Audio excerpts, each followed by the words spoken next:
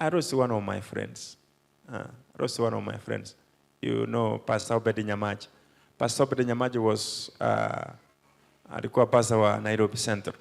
He died last year. And therefore, the brother collapsed hapo Keroka. He died hizo wiki kama 3 ambazo zimepita. The burial was on Sunday. Hii Sunday ambayo imepita. That was the day of burial.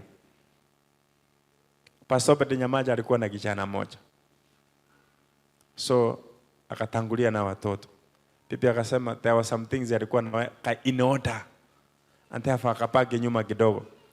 She started the journey last Saturday.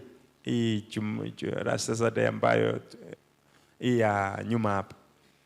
Akapanda Noah.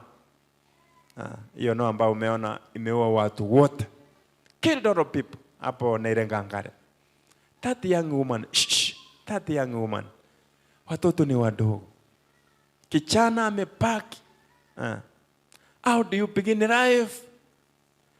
Life can give you disappointments. Life can disappoint you. Sometimes life can be a mara. Very bad.